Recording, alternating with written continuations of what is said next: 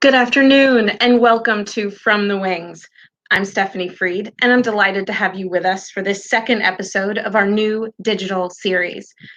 As we continue to not be able to be together, we've really appreciated having this opportunity to share with you a look behind the curtain, behind the scenes at the Bushnell. Today we're going to talk all things Broadway. We'll look at New York, we'll look at what's to come at the Bushnell. I'm really looking forward to that conversation. But before we begin, I want to take a moment to thank our Bushnell series sponsor, Broadway series sponsor, Travelers. Travelers is such a tremendous friend of the Bushnell. They've been with us for a really long time, and they are a huge part of enabling our ability to present, create, inspire, and share the best in the performing arts. And I have to say, personally, I'm really proud to have them as a sponsor of our Broadway series.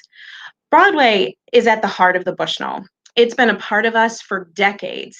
Each year, our Broadway series and our off-series performances bring together thousands of patrons into our theaters and have created decades of memories. You can see on the screen now the shows coming up in our 2021 season. It's going to be a great season when we're able to present it to you. And I thought it would be fun to also look at the video for the season because it really is a lot of fun. Let's go ahead and roll that video. The best of Broadway comes to Hartford. Return to the excitement that only Broadway brings. Amazing productions.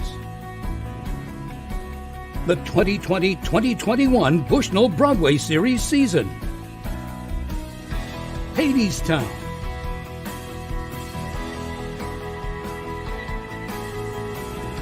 Hamilton,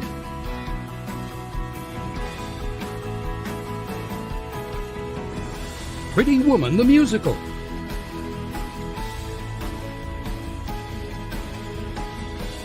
What the Constitution Means to Me, My Fair Lady,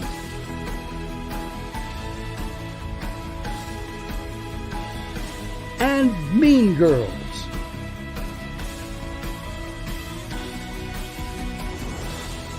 The 2020-2021 Bushnell Broadway Series.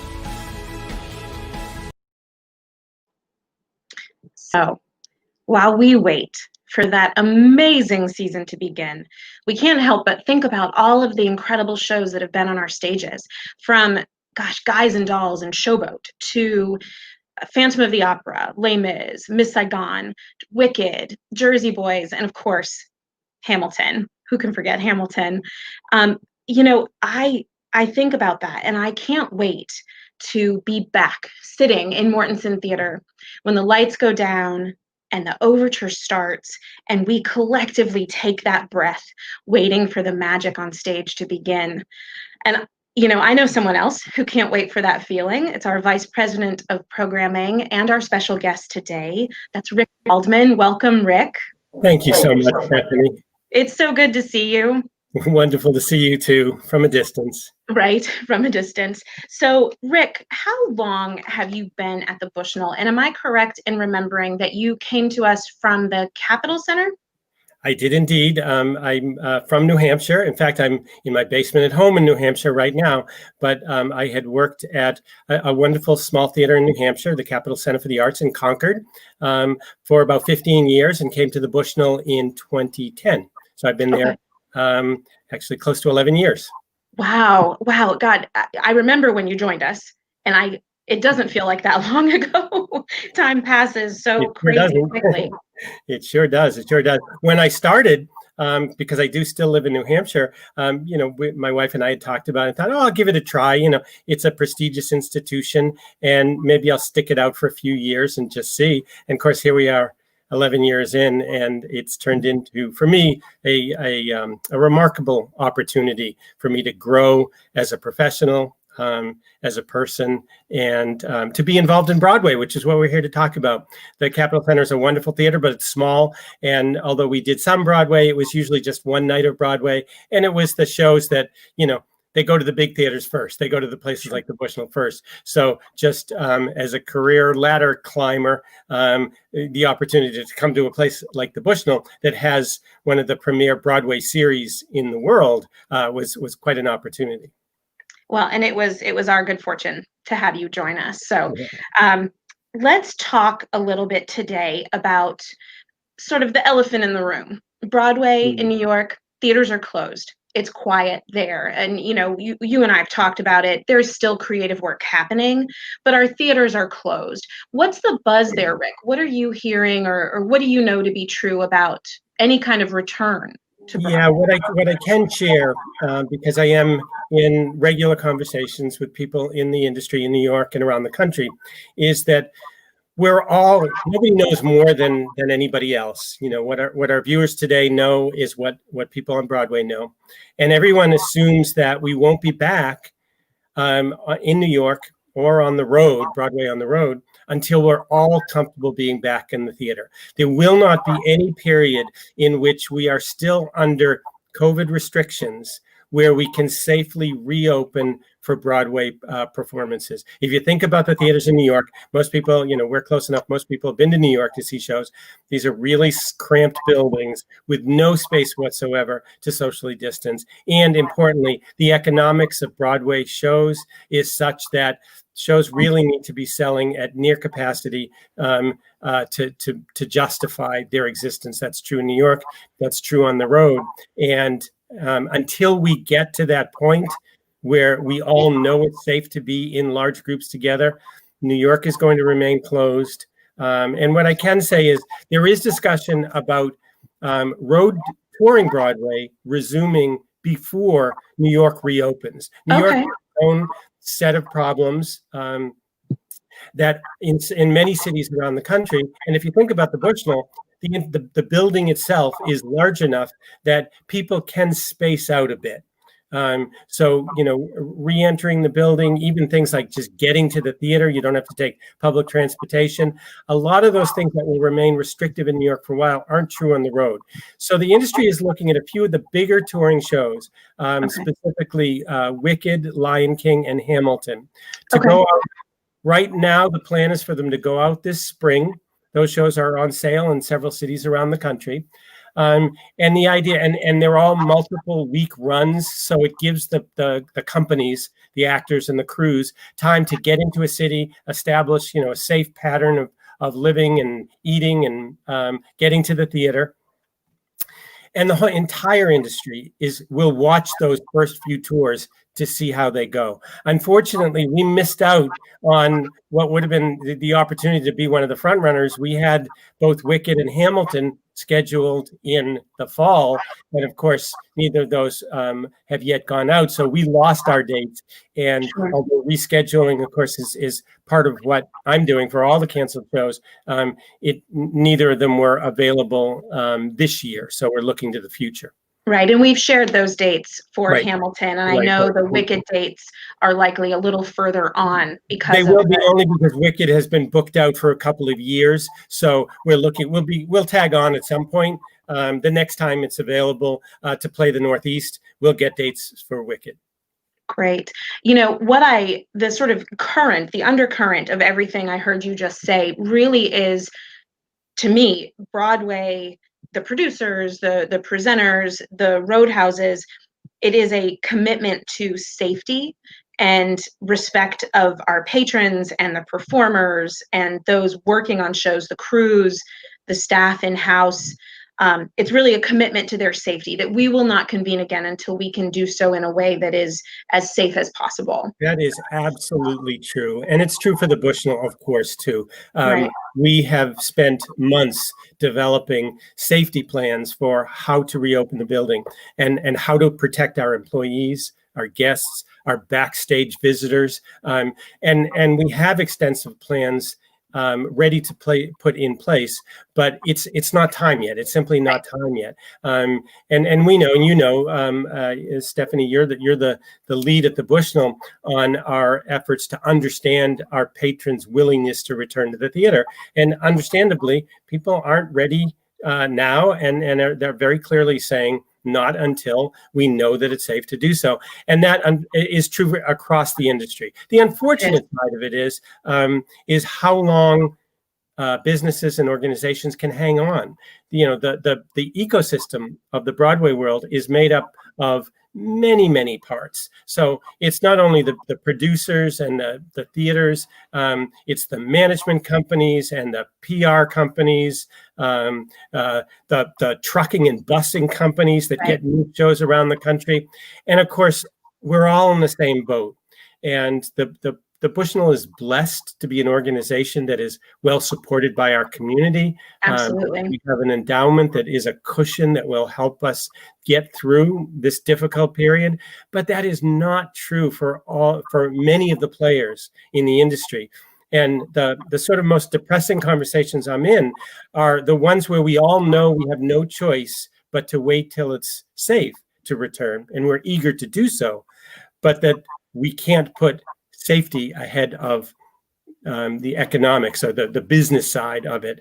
So it is sad to think of what will shake out over time. But of course, the good news is that Broadway will be back. It won't be shuttered. And as you alluded to earlier, there's a lot of creative work going on right now. We're at a time, and we can talk more about this, but we were already in a period where there's new blood on Broadway.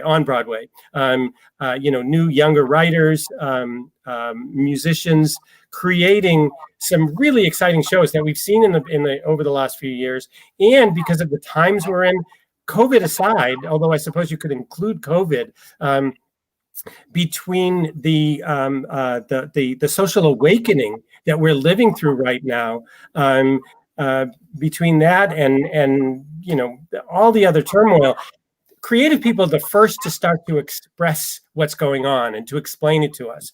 And so as a result, the creative people on Broadway they'll be ready. There will be an amazing future for our industry. And there was really so much about to come. I think we're seeing some images on the screen now. I think that first one, if I'm not wrong, was from 6. Sure. So now there's a wonderful example. Yeah, to your point, there's a lot of great stuff that is either just opened on Broadway or was scheduled to open and will reopen. 6 is a show. I had it on my calendar. I had tickets to see that in May. And I was really looking forward to it because I heard great buzz about the show. The musical Diana was scheduled to open. Which now is going to Netflix. It'll go to Netflix before it goes to Broadway, which is really interesting because if nothing else, it suggests that, creative work will find its audience. And the fact that the producers of the show are not afraid to put it out for distribution on Netflix prior to its Broadway opening says there are big changes coming. Our industry will change tremendously, but one of the big challenges we always face with Broadway shows is name recognition, branding. Right. So we're fortunate that we're close to New York. So our patrons, our subscribers are often they've seen the shows already. They've seen them in New York, and they're getting a chance to see them a second time. That's not true if you're in the Midwest or, just virtually anywhere else in the country. So the idea for a show to get its legs and get its name recognition on Netflix, and then you can come either to Broadway or to your performing arts center to see it live. That's a very different paradigm from the one that we've lived in the past. It is. And I think, I've seen a lot of chatter on Twitter that, let's continue this because it doesn't, in the opinion of those posting, it doesn't take away from ticket sales. It actually enhances them. And I am very interested to see with Hamilton coming out on Disney Plus, I think every indicator is pointing toward it is going to even further surge ticket sales versus pull back from the demand for those tickets. So it's a new time, new stuff's being created.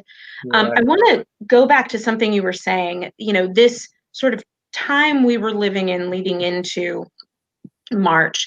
You and I had a number of conversations about you were kind of educating me around the cyclical nature of Broadway, and that we are in many ways, or were still are, in a golden age, that perhaps kicked off with Hamilton, but there's a lot of really unique and interesting new product coming.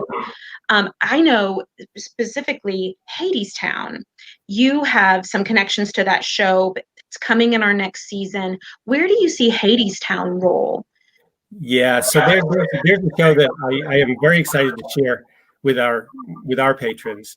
When you were running the introduction and we saw the clips from shows, I just got hit with that sort of pang in my stomach. I mean, here I am sitting in my basement office in New York, and 6 months ago, I was excited about bringing Hadestown to Hartford. Hadestown is a really, really interesting show and goes to your point about new blood on Broadway. So, yes. and I do have a connection to the show, and it is one, it's more a connection of geography than anything else. So the creator of Hadestown is a wonderful folk singer named Anais Mitchell, who grew up in Vermont and went to Middlebury College.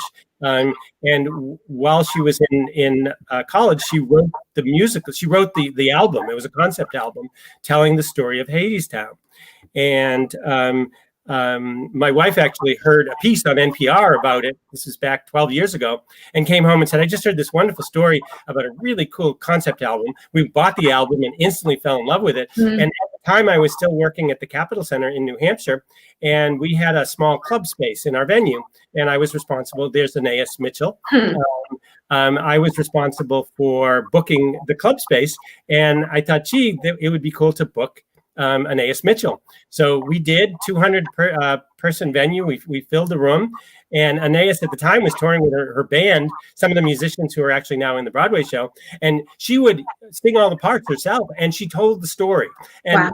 You know, Anais, she's absolutely delightful. She's charming. She's got this wonderful pixie voice, and she told the story beautifully.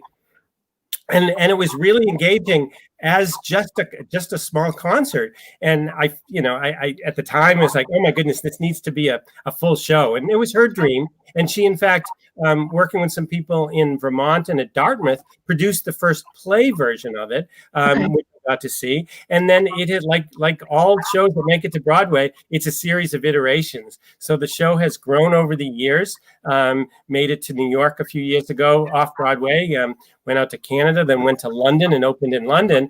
And I followed every step of the way. And the Bushnell invests in Broadway shows. So this is one where I could say, I have a good feeling about this show. So we made a small investment in the show. And sure enough, it went on to win the Tony. And yeah, there's me. I get to, wow, do I get to crow about this one? There's me with the two leads of the show at the opening night party. Okay. I got to bring my family to opening night, which was really, really fun. We had such a great time. And yeah. I know David Fay, our CEO, when he came back last year from having seen Hadestown, one of the things that really stuck with me that he talked about related to the show was the stylization of the show, just how beautifully it was styled and presented. So I'm really looking forward to seeing that come alive on our stage. Yeah, it's also, and I forgot to mention, and part of my connection to the show is I did bring Anais to the Bushnell. Right. It was in 2011. I had just the previous year brought her to the Capitol Center and loved the show so much. Like, oh, we could do it at the Bushnell, and we did it as a free show in the Great Hall. And people loved it, and so there are 200 people in Hartford that were there at the beginning. They saw it. Yeah, it is. What it represents in theater is just a really interesting way of storytelling, of incorporating contemporary music and using many of the forms that are established on Broadway, but just doing so in such a stunning artistic way.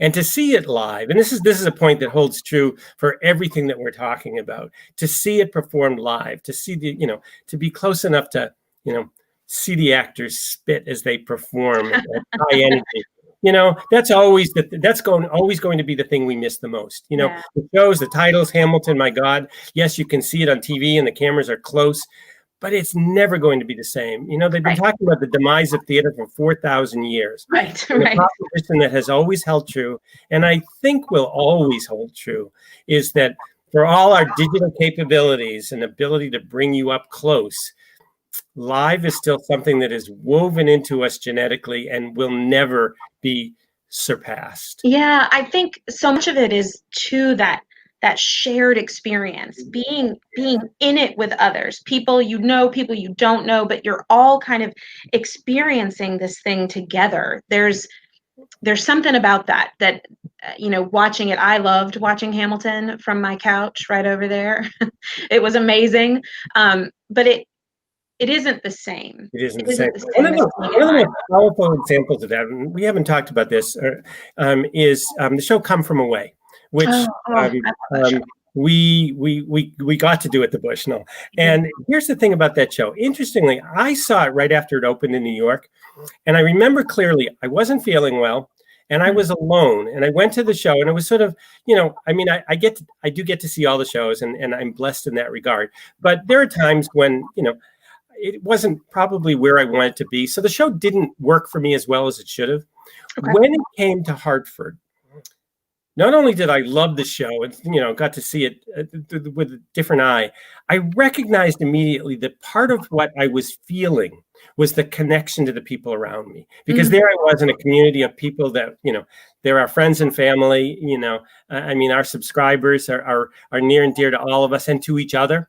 And to be experiencing that as a group was such a marked difference from what I had experienced alone. Okay. In a bad mood, that it really struck me to the point that you're making about the power of community. It's a phrase that we use all the time, that Bushnell means community. But for me that night at the Bushnell, it was so palpable. Yeah. And of course, the power of that show is it's telling a wonderful story about community and about how community is so important to us. And of course, at a time when, boy, do we need that message. And to be, to walk out of the theater as people are chatting and talking about it, and the conversations that rippled throughout the city after it, that more than the greatness of the show and the wonderful music, that sense of community is what really stuck with me.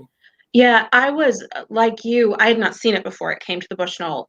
When I saw it, I was amazed at my response to it. I sort of knew roughly the story from, CBS Sunday morning specials and whatever that I'd watched about it. But it took me, and I suspect those around me, right back to that time and where I was. And I think theater's ability to do that, to give you a collective memory, a collective experience that you have together, it's powerful. You talk about timely shows. We have What the Constitution Means to Me coming up in the spring. And I know that is a show that folks may not have had the chance to see on Broadway. It is on the smaller side. What are your thoughts on Constitution? So I saw that show out knowing more than I had read about it. And I had the pleasure of seeing it with my adult son and daughter-in-law who live in New York City. And the three of us, Katie particularly, who's Katie's 29, was overwhelmed by a theater piece that spoke to all of us, but to women particularly, about something that is so deep in all of our souls. The mistreatment of women for generations, and the story is, without giving anything away, it's the story of this young woman who is the playwright, and she's telling her own story, and it's all true, and it's a generational story. So she goes back to her grandmother and is basically talked about how the systems that we have in place have so grossly mistreated women for generations, and to talk about it now at a time when Kamala Harris was just nominated our vice president. Maybe we're breaking through some glass ceiling in a way that we haven't in the past. It's a moment, right? We're at a moment. And for theater to touch that moment was one of the most powerful things that I've experienced. And I know, for Katie, she walked out of there, a changed person as a result. And so it's not your typical Broadway show. It's not a musical. It's right. A small cast. But it's so effective, so great. I mean, it's just great theater. It's delightful to watch. It's enjoyable. It's educational. it's one of those shows that I couldn't wait to bring to Hartford, and it's part of it's much of what I enjoy about the work that I do. That yes, I do get to say, okay, I don't think our community is going to really be into that show. I'll skip that one, but here's one that I think people will really get something out of. So that's another one. I'm so excited to just be in the lobby on the night of that show and hear people talking about it on the way out, because it is one of those shows. It's over and the conversation has just started. You need to continue the conversation. Right. Talking about standing in the lobby as people are leaving, that is just a quick aside. That might be one of my favorite parts of my job, is standing in the lobbies before a show, at intermission and after a show, and that buzz. Like, and the buzz varies, based on the show. Like the buzz when Michelle Obama was there, or the 3 weeks of Hamilton, it was like the building vibrated, and you just felt this energy. So I look forward to that. I look forward to feeling that similar feeling after Constitution. Yeah, for sure. And I do need to say, it isn't political. Theater can be political, and there's a time and place for that. But the issues to me, they always go deeper than politics. We've tended in our society to make everything political. And I think one of the things we're learning is politics only covers so much. There's so much more to talk about than just politics. Politics is politics. But a play like What the Constitution Means to Me is a reminder about the things that we all value. And the importance of every individual in our society. And, the wrongs of our past are the wrongs of our past, and we have varied opinions about what they mean and what to do about them. But the underlying truths are the same truths for all of us. And that's where theater's voice really comes into play for me. Yeah, I hear you, and I agree. Really quick, because we are coming into the close of our time together, I wanted to pick your brain a little bit, get your thoughts on. It looks to me, and I'm not our programming person, but it looks to me like we are going to experience a period of time where multiple seasons are actually happening at the same time at the Bushnell. For instance, where we could have shows in a 12-month period that are from our 1920 season, our 2021, and maybe even our 21-22 seasons. And, as we in marketing think about that, talking about seasons, not so much with their year descriptors, but what's in them. For instance, like last season, 1920 is the Evans season, and perhaps this season is the Eliza season because we have Hamilton. But what is your thinking about understanding that you don't know the future, you can't predict the future, but are you still seeing yourself booking out multiple seasons at the same time and seeing this crossover? Sure. It's a great question, Stephanie. And I don't mind sharing exactly what's going on, because I think people will understand. We're basically, like everyone, we're playing multiple scenarios because we don't know what is coming. So the scenarios that we're playing are the one that is in place now, and we hope is the right one, is that sometime after the first of the year, we resume programming, that things have gone well, that people feel safe and comfortable coming back into the theater. And our Broadway programming and the rest of our programming resumes, like I said, sometime after the first of the year. Alternatively, it would be irresponsible of us not to plan for alternative scenarios. Sure. So the alternative is mostly pushing shows into the future. And we're already doing that from the shows that we've had to cancel in the past. But as more shows slide to the future, it creates this period where we're in catch-up mode. So although there are new shows coming, if we get into that scenario where we're, into next year, beyond the beginning of calendar year 21, and we're still pushing, then what's likely to happen, and there's so many shows that have got pushed forward, is that the newer shows will get pushed even further out. So although right now our calendar for next year, for the 21-22 season, has a lot of new shows, including the shows that are just opened or scheduled to open on Broadway, they'll make their way into our calendar, whether or not that happens in 21-22 or maybe 1 year later, is what's to be determined. And like I said, we're playing both scenarios. So for the first time ever, I have almost all of our shows have 2 slots on our calendar for the various possibilities. Now, the challenge will be if we keep pushing, if we do say, let's say we push toward the summer, next summer, then we're probably not going to see new shows for another full year after that. So because there's so many great titles out there now, and let's not forget, I mean, we've got, shows like Moulin Rouge and Jagged Little Pill, To Kill a Mockingbird, Ain't Too Proud. Those are all lined up somewhere to hit the road. And of course, when shows hit the road, they will come to the Bushnell, whether it's in the first year of touring or the second is always based on a lot of factors that aren't necessarily under our control. But those need to flush out before we get into the new programming. So the really interesting question to me is about once we've caught up, then what's to come? Because normally it's, it takes a couple of years for a show to establish itself, be on Broadway, and then for the producers to decide to put it on the road. We've got this gap that's occurring now where there's no new shows. That gap won't affect us until maybe the 23-24 season. But it's out there. Call it our donut hole. But to answer your question, almost everything that we were planning on pre-COVID will happen post-COVID. The timing of it, of course, is the big question. So what I'm taking away from today is that Broadway will be back. It's going to be back in New York City.